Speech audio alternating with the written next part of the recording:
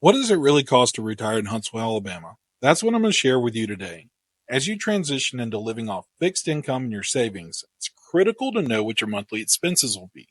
While there are many cost of living calculators out there, very few of them are specific to retirement, and those that are typically use irrelevant or outdated data. Or worse yet, they require you to guesstimate what your actually monthly expenses will be. I think we can all do the addition and subtraction. The real benefit of a cost of living calculator is knowing exactly what your expenses will be month to month. So stay tuned because today I'm going to tell you what it really costs to retire in Huntsville, Alabama. I'm Cameron Walker, broker owner of Cameron Walker Realty in Huntsville, Alabama.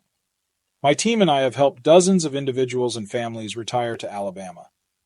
Over the years, we've learned not only what it costs our clients to buy a home, but also the monthly expenses our retired clients have come to expect. The information we have gathered over time has allowed us to give you the cheat sheet for what to expect. If you find this video helpful, be sure to like and subscribe to my channel to get information about Huntsville and relocating here. Now, with that out of the way, let's dive into the numbers. First things first, many of the expenses specific to retirement start when you're age 65 or better. So some of the expenses I'll be sharing with you today make the assumption that you're at least 65 years of age. But don't worry, if you're an early bloomer when it comes to retirement, I'm also going to share some expenses that'll be specific to your situation as well. I'll make sure you know which ones I'm talking about at any given time. We're going to start with the housing costs, since it's usually the largest expense whether you're still in the workforce or you're a retiree. There's some unique expenses and savings that retirees are more likely to experience when it comes to housing. I'm going to break down the housing costs into cash purchases, finance purchases, and renting. And I'm also going to share some pro tips that you'll want to know about buying a home in retirement. The average sales price for a home in the Huntsville area is currently $327,000. So if you pay cash for the average price home, you can expect to come out of pocket that $327,000 plus about 1% of the purchase price and closing costs. You'll also need to budget for your home inspection, which can run at anywhere from $400 to $600 on average, your homeowner's insurance premium, which would be roughly $2,000 per year for this priced home, prorated taxes, and annual HOA fees. HOAs in this area run from $150 per year for a community with no amenities to over $5,000 per year for a community with quite a few amenities and/or exterior maintenance included. The average priced HOA is anywhere from, I'd say, $350 per year to $650 per year. So all in, you could be looking at anywhere from about $333,000 to $340,000 in out-of-pocket expenses. Of course, this depends on when and where you purchase and the actual purchase price of the home you choose. If you choose to finance, then your cash outlay will be significantly lower, but your closing costs will jump by about 2% of the purchase price to account for lender fees, title fees, and your appraisal. Assuming you put down 20% on this $327,000 purchase, you could expect the principal and interest portion of your monthly payment to be about $1,700 per month. Adding in taxes and homeowner's insurance bring your total payment to about $2,000 per month. Now, if you finance this purchase with 20% down payment, you're looking at an initial cash outlay of about $75,000 between that down payment and those closing costs. This will allow you to hold on to more of your nest egg. You're going to have to balance that $2,000 a month payment against your monthly income. So here are some pro tips when it comes to buying a home to reduce the hassle and cost in retirement. Pro tip number 1, definitely consider new construction. While these homes initially cost a little bit more than a resale home, the builder typically covers most, if not all, of your closing costs. Your new home will have less maintenance, and your home and appliances will be covered under warranties. This can save you a ton of money in a buyer beware state like Alabama. Also, new construction homes adhere to the highest code requirements, making your home safer and far more energy efficient, saving you money on your utility bills every month. Pro tip number 2, make sure you file for your homestead exemption after purchasing in your home.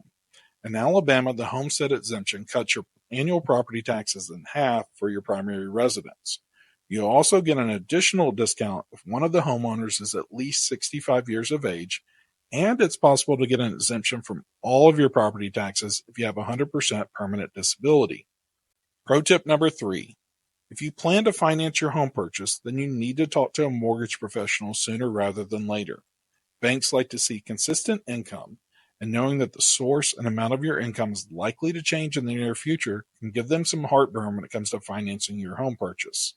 These hurdles are usually pretty easy to clear, but if you wait until you're under contract on a home to start addressing them, then you're going to feel a lot of pressure during the process. Long story short, if you plan to finance your home purchase with a mortgage and your income will change to a fixed source, let me know early on so we can tackle that in advance and make this a much easier process for you. So, what about the cost to rent a home? Renting a typical 3-bedroom, 2-bathroom home will run you anywhere from $1,300 per month upwards of $2,500 per month, with the average rent being about $1,700 per month. Typical cash outlays for rentals are the first and last month's rent plus your security deposit. And remember, if you have pets, not all landlords allow them, and those that do will charge a separate pet deposit. The next expense specific to retirees is the cost of health care. As you're probably aware, Medicare is available once you turn 65 years of age, and Medicare Parts A and B have the same monthly premiums across the country. Part A usually comes at no cost as long as you've worked for 10 years, and Part B starts at about $175 per month and scales up with your income. Where you'll see some variation is in the Advantage Plan and Medigap premiums in different states. The average premium for Medicare Advantage plans in Alabama is under $9 per month, and the average premium for Medigap Plan G is under $130 per month. So you're looking at under $315 per month Medicare premiums across Part A, Part B, and Advantage Plan and Medigap.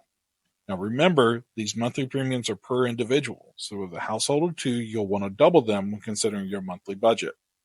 Medicare premiums will run about $3,780 per year per individual, which is $7,560 for a 2-person household. It makes the annual cost of health care run between $9,450 and $10,800 for the average retired household.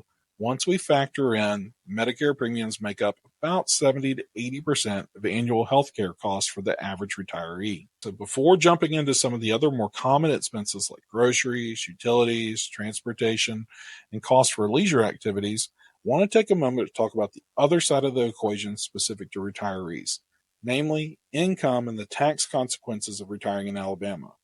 Alabama's tax code is extremely friendly to retirees on fixed income, exempting Social Security and pension incomes from income tax, and exempting the first $12,000 in income from 401k and IRA plans per individual.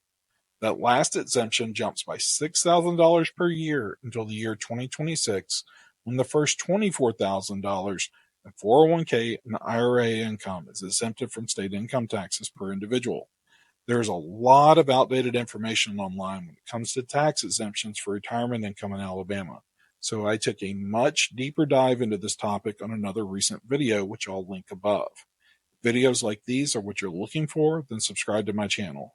I also take viewers like you on tours of active adult communities and dive into the culture and lifestyle you can expect if you move to Huntsville. I have an entire playlist dedicated just for retirees.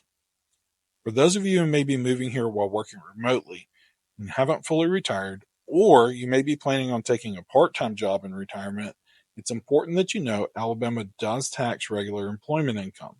The state income tax ranges from 2% to 5%, and that scales very quickly based on how much money you earn. I suggest budgeting 5% state income tax if you'll be earning money from employment when you move to Alabama. Okay, let's move on to some of the more common expenses that everyone experiences in the Huntsville area. The first one is utility cost. We're going to go over the averages, and I'm going to give you a pro tip to save you some money and make you a little bit more comfortable in the long run. The average energy bill in Huntsville is about $175 per month, but don't be fooled depending on when you move here. That number can vary a fair bit over the course of the year. You'll experience lower than average bills in the spring and the fall, and a considerable spike in the summer when temps and humidities rise. If you buy an older home, then you can expect higher utility bills and greater swings as the seasons change. Huntsville residents also pay about $18 per month on average for their water bill. If you have a larger family or bigger yard that you water frequently, then you can expect to pay more. Also, most neighborhoods in the Huntsville area offer high-speed internet. Cable and internet packages run anywhere from $80 per month to about $120 per month for standard services. This brings us to the pro tip. Buying or renting a newer home will dramatically lower your energy cost. Newer homes are built to higher energy efficiency standards, as I mentioned before, and many of them have programmable thermostats and irrigation systems. I actually have a client closing on a roughly 3,000 square foot new construction home later this week, and their estimated energy cost will be about $115 per month. This is well below the average, and those savings continue to stack up over time. So, total utilities will run you anywhere from $2,500 to $3,800 per year. Okay, how about groceries? Everyone needs to eat, right? Groceries run you anywhere 1 to 2% below the national average, with a loaf of bread, a gallon of milk, and a carton of eggs running about $4 each. While many of the actual grocery items will be lower than the national average, Alabama does charge sales tax. The combined sales tax between county, state, and city is about 9% in the Huntsville area. So that brings grocery costs closer to the national average. The average monthly grocery bill in Huntsville is about $445 per person. That comes out to roughly $10,680 per year for a two-person household. That's a little high based on my personal experience, but I think it's better to be conservative when you're budgeting. Transportation costs are about 5% below the national average. Gas prices in Huntsville are lower than the national average and can be considerably lower than specific cities and states. Gas is currently about $3 per gallon and has fluctuated from the high twos to the low threes for the past year. Used car prices in Huntsville are middle of the pack when compared to the national average. There are more fees and taxes than you would expect to pay in many other parts of the country. You'll also need to budget for the annual ad valorem taxes, which average just under 1% of the market value of most vehicles. There are also higher annual taxes for electric vehicles because our gas prices include a statewide tax for maintaining the roads. Since electric vehicle owners don't pay for gas, their ad valorem taxes are higher. Average cost to operate a vehicle in Huntsville, Alabama is about $2,650 per year, according to the latest data. That estimate includes fuel, maintenance, repairs, and insurance for the year. Huntsville offers a wide variety of leisure activities for active adults, and you'll find they range from completely free to surprisingly affordable. Some of the free activities include well over 100 miles of walking, biking, hiking trails, kayaking, and many of our arts and music festivals offer free entry as well. For sports fans, you'll find our minor league teams are surprisingly affordable, with Trash Panda baseball tickets starting at just $8 per game, Huntsville Havoc hockey tickets starting at $14, and the Huntsville Football Club soccer matches starting at just $9. If you're looking to join in on the sports yourself, we have numerous free pickleball courts around Huntsville, and you can even join the Huntsville Pickleball Club for just $10 per year. Golf is another affordable pastime as long as you can keep it on the fairway. And the Robert Trent Jones Golf Course at Hampton Cove costs you about $80 in green fees, and there are other less expensive options around town as well. If you're looking for more cultural activities, then a day pass to the Huntsville Botanical Gardens costs $17. You can gain free entry with a membership that's just $25 per year. These memberships also give you discounts on classes and special events throughout the year. The annual Panoply Arts and Music Festival offers weekend passes for just $20, or you can get a single day pass for $15. Now, if you're a big space buff, then you're in the right place. The U.S. Space and Rocket Center is a great place to tour and only costs $20 per day. But you can also get an annual membership for just $55 that allows you free entry throughout the year. Date nights are affordable too. Plenty of options for fast food or casual dining. It's $20 or less for two people. There's a lot of restaurants out there, kind of mid-tier, that offer $50 or less for dinner for two. And you can have a really nice dinner in Huntsville for anywhere from $70 to $100. Movie tickets for seniors also start out at just $7 for prime tickets on the opening weekend.